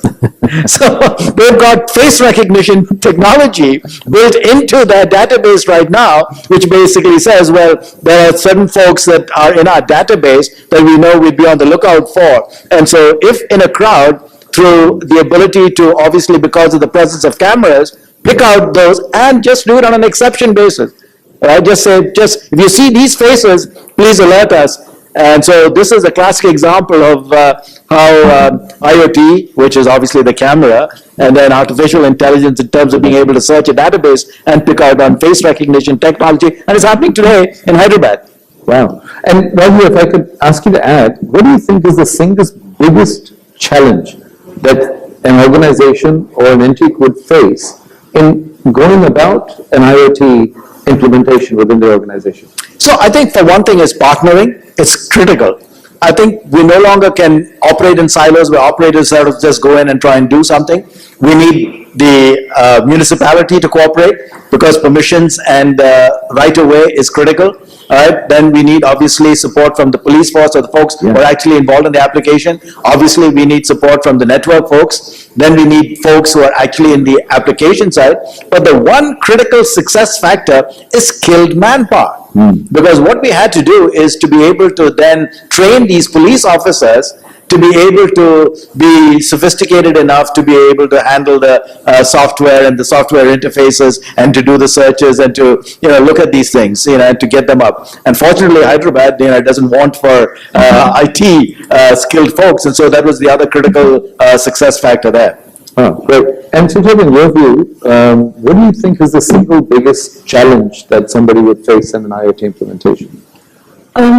Let me sort of split this into a couple of sort of parts. If I look at trying to run an end-to-end IoT business, offer a solution, what we often face is, and I can guarantee many of us here in this room want to operate in the sort of, if I may call it, the rarefied layers of providing an application, the solution. Hum to sirf madam software hi karenge, this happens a lot. But the whole point of IoT is the device, the distribution of this device, the operation and maintenance, along with a solution and application and analytics. So operating only in an analytics layer, while everybody wants to be a Google, while everybody wants to provide only the technology, great, more power to everyone who's doing that. But to get IoT off the ground, to sell end-to-end solutions, to make this work, to make this commercially viable, means one has to operate in the full range of, you have to go across the value chain.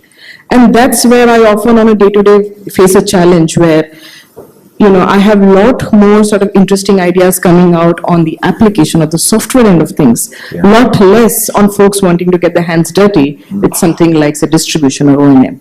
The devices have to go off in the ground.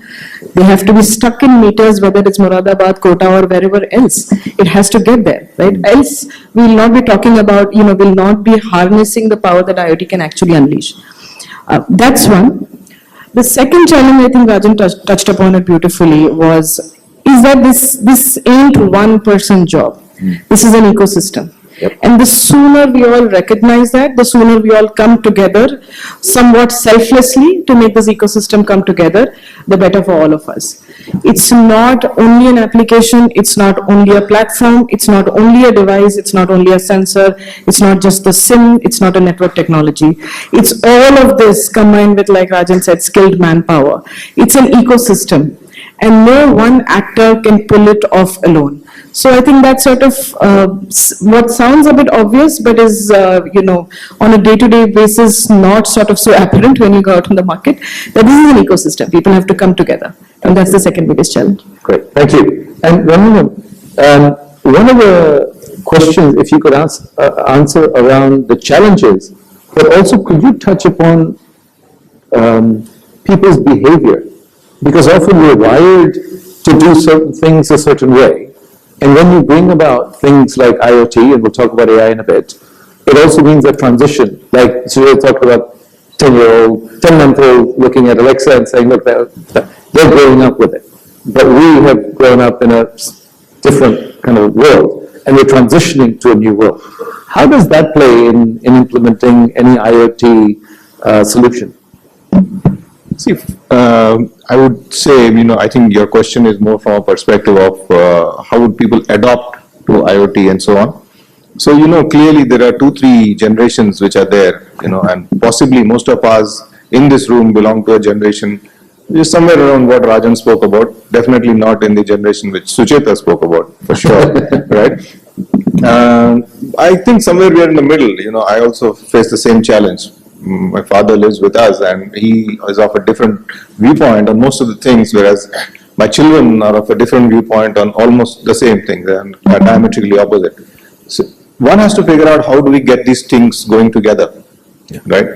And this is not, most of the IoT and everything else related to that, like what Rajan spoke about the law enforcement and so on, or what I spoke about a little while earlier about the healthcare devices and so on, all of them are beneficial to most of the, to almost everybody. And it is about how we implement, like Sucheta spoke, saying it is really difficult to get it across the field and get it implemented on the field and so on. It is about how that whole implementation and the awareness gets built. Because at the end of the day, most of it is useful to the individual or to the society at large for sure. I must say that I think the most important aspect over here is what is going to be the end outcome, what is expected to be the end outcome of a device, and how the data which it generates is going to be used, and then how it is going to be analyzed and fed back is what possibly is the most crucial piece of an IoT, AI, and whatever other implementations which go around it. That's the way I see it, Sunil.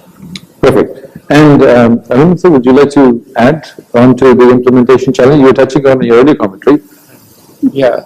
I would rather like to take it from the perspective of the end users and the community at large. The challenge that this new technological, revolution is actually bringing.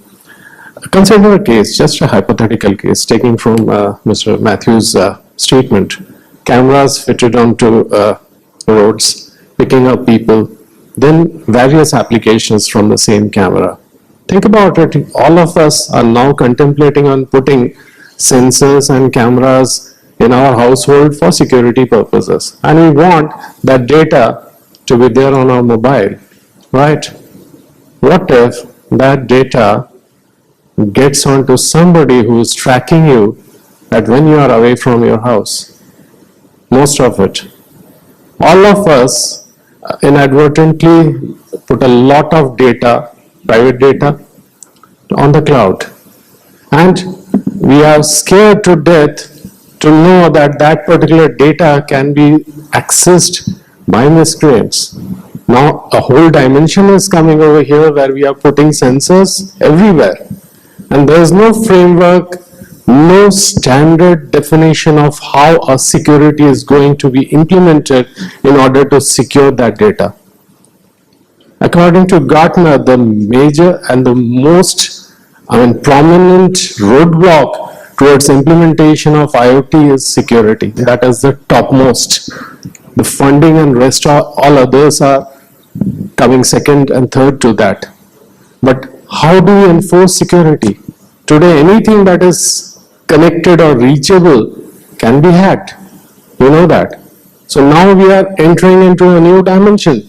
And imagine what is going to happen if that is hacked.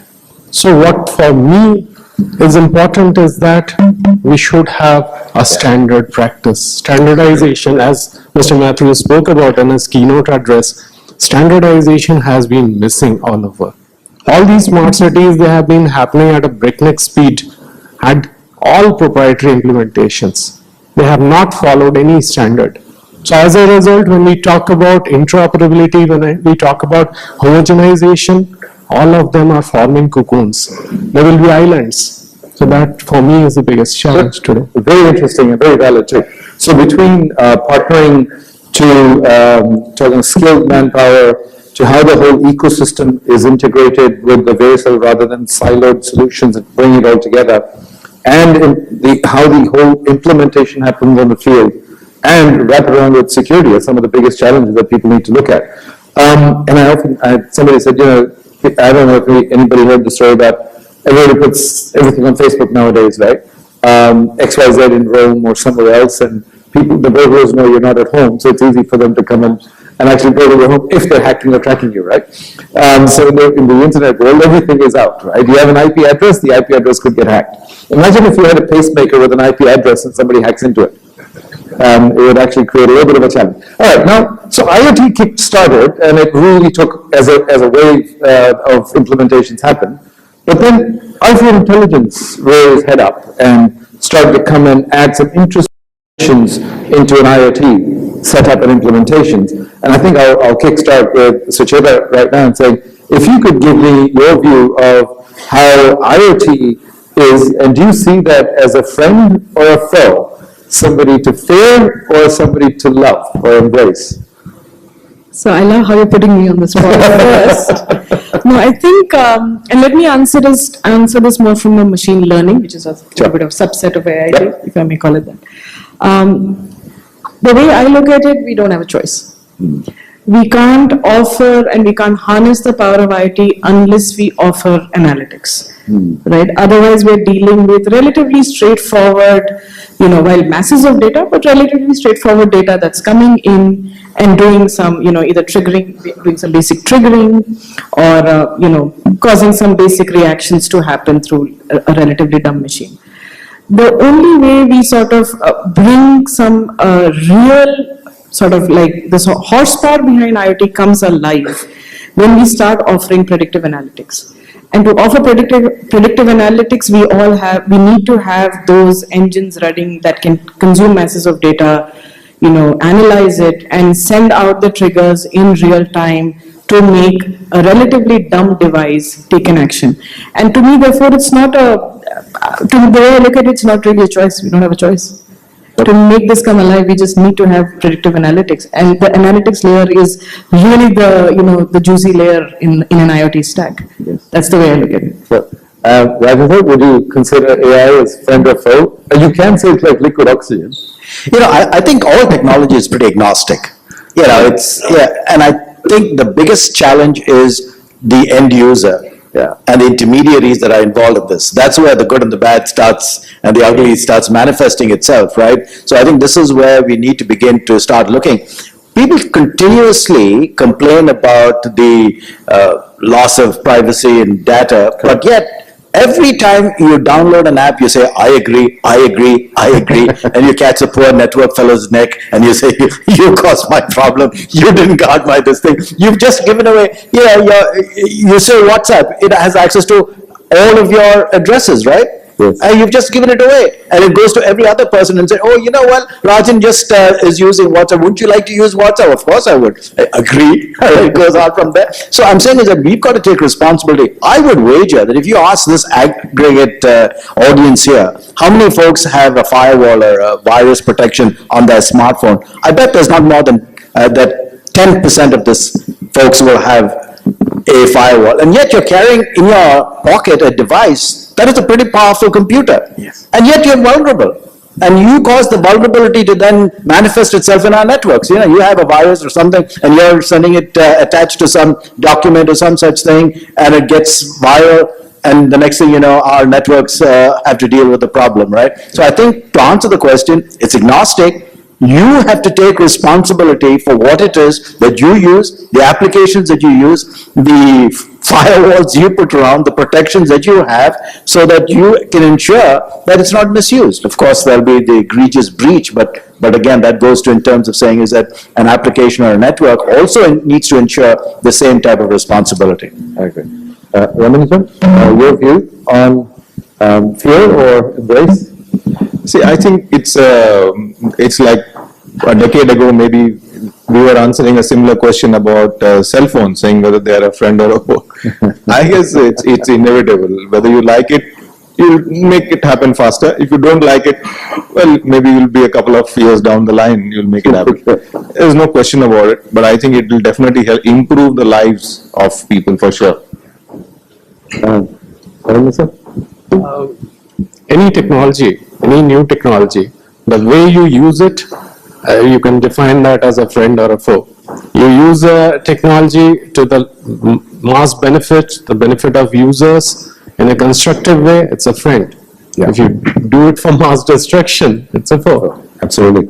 It's almost like it's fire, right? It warms, but it can burn. And there's a huge level of education that's also necessary as we implement, not for behavioral change, but for understanding of the complexities that you take upon yourself when you are using even things like Siri or Alexa or even any other device or an iPhone for that matter, and how you tend to adopt it. If I could ask, Ramanujan, if you could share an example of an AI implementation that really got you. For example, Manipal Institute has adopted IBM Watson, they put it for cancer research, and they now made it open to public. And anybody in the world can look at the research and actually use it for their own initial. Any examples that you could share with the audience? See, there are, I'm sure there are a bunch which are there. One is the more popular ones being whatever an Amazon does or whatever Google does and so on and so forth. And most of the AI implementations are I think they're tied down to specific areas right now because people are still trying to figure out how much AI can do. The reason being, the more the data available, the better for AI. And that is what the challenge is actually. More data and cleaner data. And I must tell you, that is the biggest challenge. I'll give an example of a CIO of a very large bank we were talking about a few months ago. And he said that he actually gave out a project to one of the consultants to lay out a data strategy for the bank, right? How do you cleanse the data? I think that is he said that was the biggest challenge he had. It is not about going about an AI implementation or taking up an ML implementation, but it is about how do I have the relevant data made available to the relevant AI or ML logic. That was his biggest challenge, actually speaking. Makes sense. Raman sir, your comment on an AI implementation that really struck you, that really added an immense impact? Again, it's a little afield. Just look at what happened in the recent crash of a Boeing plane in Indonesia, right? Yeah. And we all fly, right? And some of these jets are being used commercially all over, right? What happened? I mean, here was a sensor, right, which was supposed to instruct the pilot in terms of the angle of attack of the plane, right? Yes. So it appears that the pilot wasn't trained or didn't know exactly how to interpret the sensors, it's all artificial intelligence, right? It says, oh, it's too far up, correct it down. He saw it go down, he pulled it back up. He went up, the thing came back and said, you're going too far, pulled it back down. After a couple of those, and that's what scares us in terms of saying, look, yes, you've got artificial intelligence, it becomes increasingly complex, and what I refer to as saying is that, what is the simplicity of the user interface? Yeah. So that I don't have to go through, years and years of training and can I have, that simplistic type of an interface, which is the analogy I use in terms of reading time, right? It's standardized, right? You don't have to, reinvent the face of a clock or a watch, right? But the complexity behind that becomes increasingly more complex, right? Yes. But the person using it doesn't have to know the complexity of the interface and the complexity of what's behind. You can look at it, it's standardized, you know how to do it, and hey, it's very useful. So I think this is where we need to be striving as things become more complex. So bringing simplicity to the front, looking at user experience and how the interface would kick in. And from an artificial intelligence, obviously it's a plethora of things being thrown at you, and how do you decipher that? And if I could ask Suchita, would you like to comment on a specific example that comes to your mind around an AI implementation? There's lots of sort of consumer examples we all see on a daily basis, but let me pick one that's a nice sort of coming together of IoT and AI.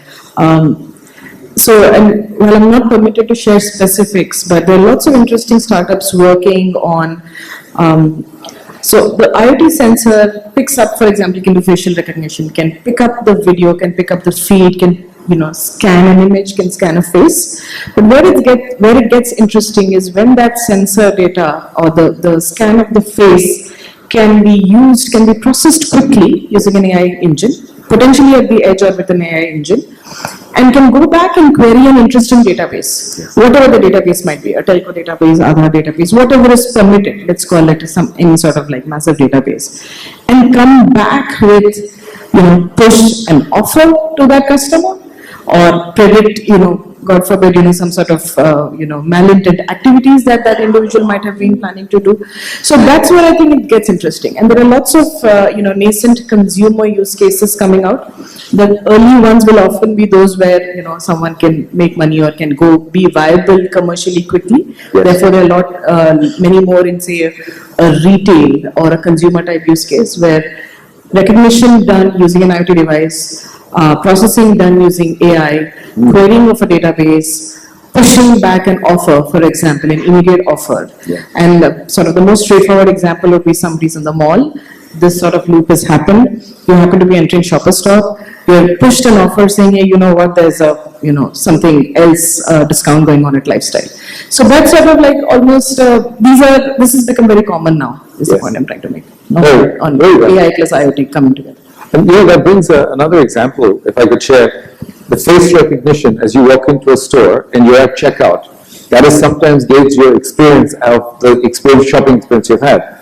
So some of the retailers are actually doing a pilot on facial recognition at the time of checkout to be able to give an instant feedback on CSAT.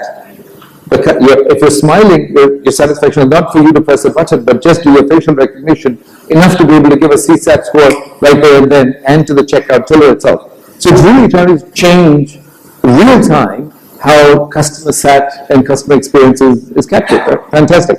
Now, I think one of the things that the technology industry is always kind of having to deal with is convergence, right? Whether it's IT&T convergence or IP convergence or whatever, and now we're having IoT and AI starting to come together, right? So we've had some discussion on IoT, a little about AI in its own sense, but now we can see a conversion. If I could ask the biggest question, start with you, is if you see now the convergence of IoT and artificial intelligence, and feel free to add blockchain if you so like, what do you see over the next 3 to 5 years as the evolution of this convergence? What do you think it could do or bring about?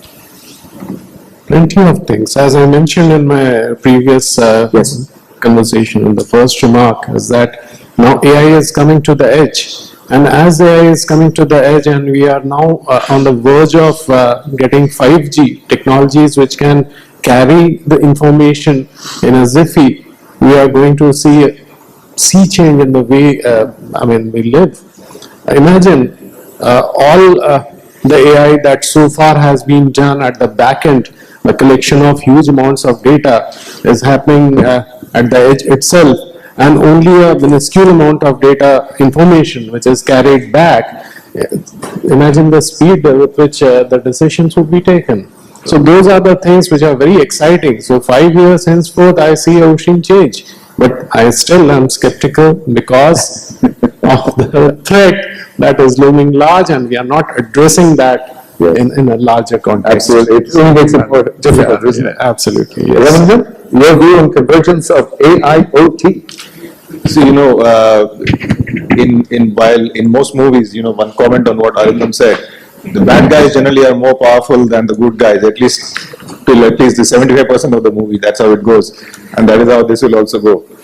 But having said that, whether it is the IoT or the AI or the blockchain and so on, see, one common factor which is going to be, and all these three are evolving, and all of them would possibly function together, and there is no way about it. They have to function together. If IoT decision making and so on is being pushed to the edge, and at the same time, if all of them have to communicate across each other, one interesting or possibly one solution to all of them would be how blockchain is possibly a solution, how all of them would communicate with each other and so on. And that's something which as technology evolves, it will possibly go. But one common point, irrespective of what is the underlying technology, is again coming back to about how the data gets transported across all these various aspects. And that is going to be the key point of evolution as IoT and AI or blockchain evolves and so on. So all of them would, in all likelihood, they would all continue together. Yeah. So Chetan, your view on convergence of IoT? Let me sort of, answer it from the lens of IoT, if I may. There are predictions for, so we have probably a few million devices, IoT devices in India right now. The predictions for this to go to anywhere from 50 million to close to 1 billion in a 3-year time frame, right? And inshallah we'll get there, right? To me, to get that scale, it will only, and like I said before, it will only happen when things are commercially viable. To make, our offerings commercially viable, those can only happen when AI and IoT come together. Or when, if I may put it this way, the analytics and predictive parts of IoT kick in strongly. So to me, to get to that billion device, nice sort of aspiration that we all have, it will have to be on the back of solid analytics that is powering the engine of IoT. So yes, that's my sort of convergence answer.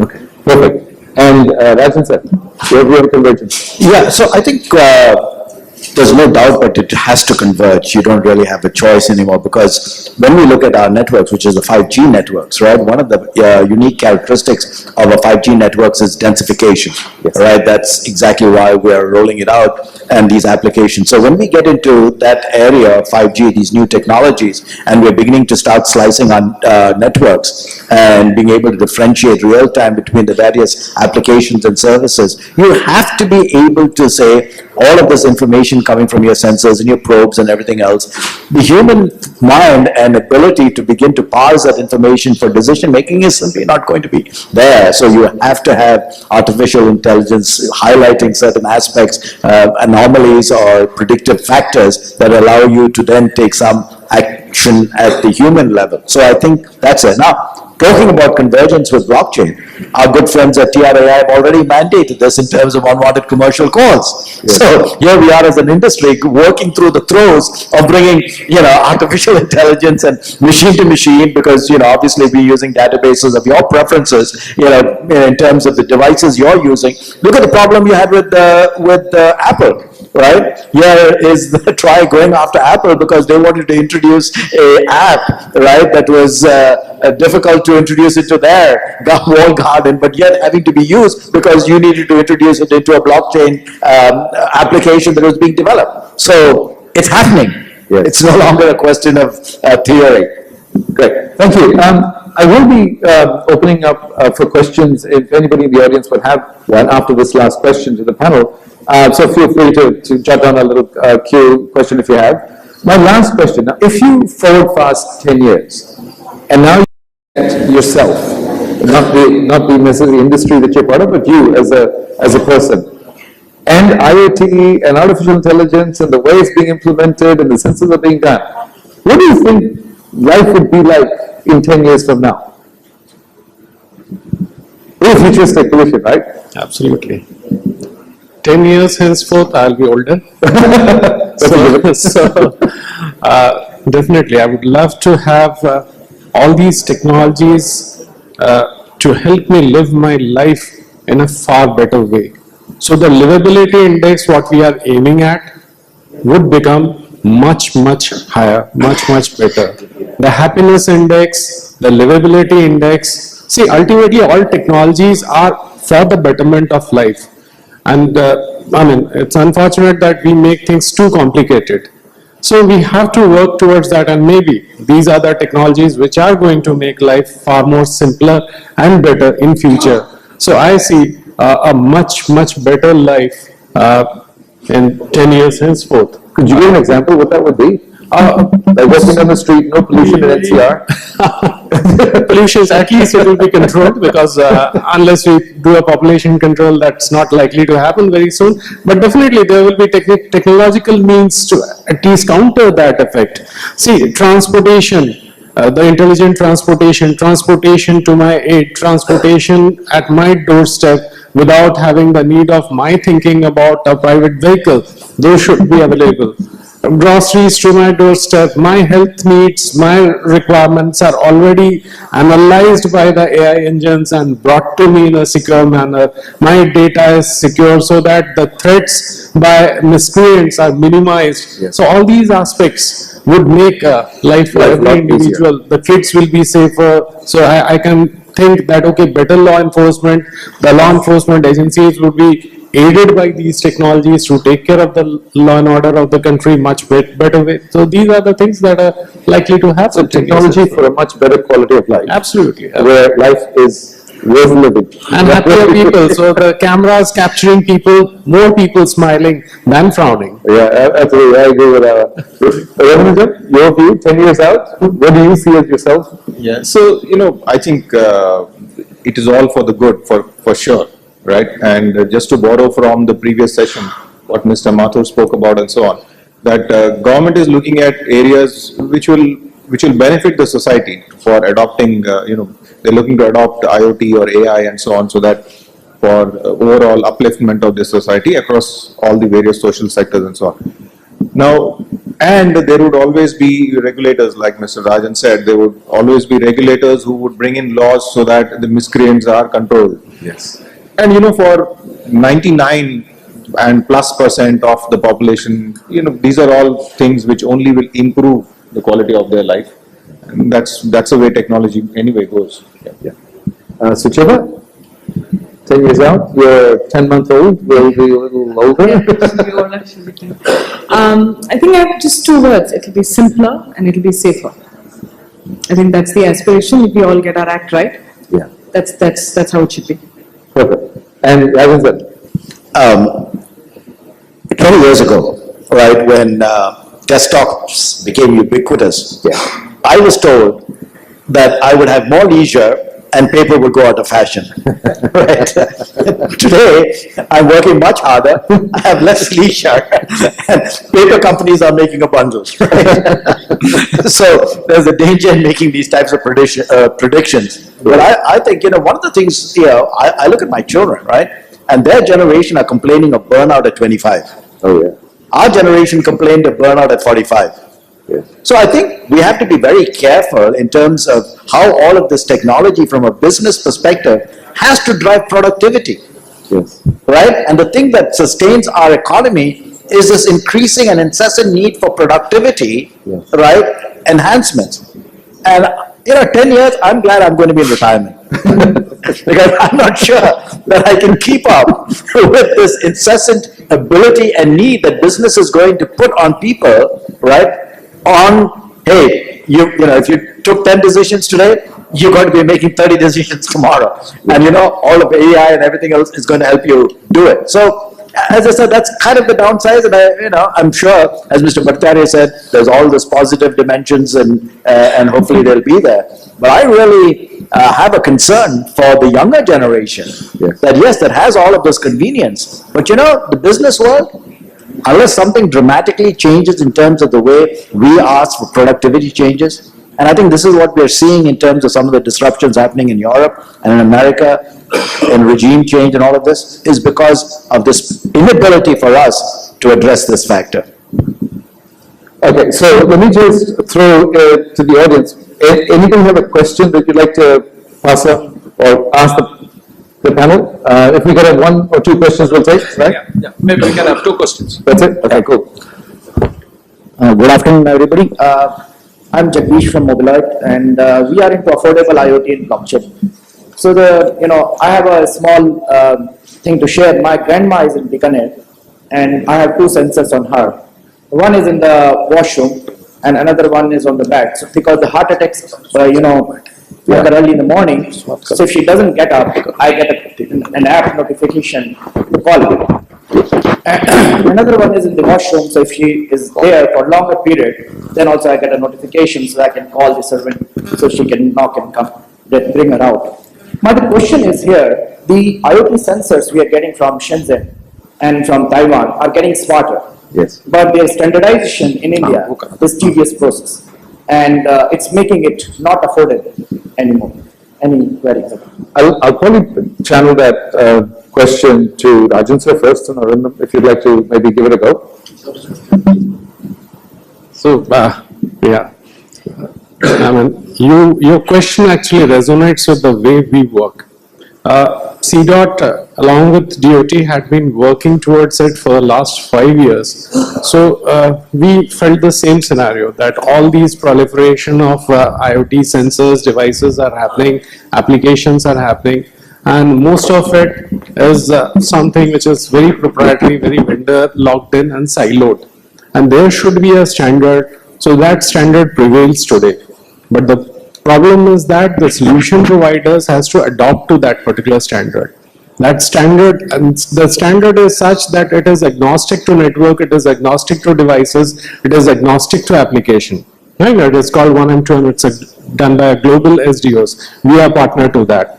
And we have solutions, we have platforms which are standards compliant, and there are solutions which are standards compliant. The necessity is for the application developers to, embrace that particular standard. So once that standard is adopted, this sharing of information, which is basically the basic requirement for any IoT to succeed.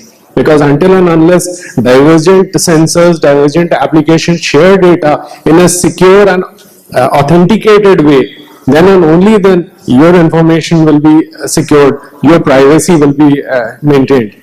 So we are working towards that, standards are there, it's only a matter of people realizing the need of standard, more and more people realizing the necessity of this particular standard, the adoption and people moving towards that standard would become easier. So I see within a year or two, people will realize and move towards this particular standard, the way world is now thinking.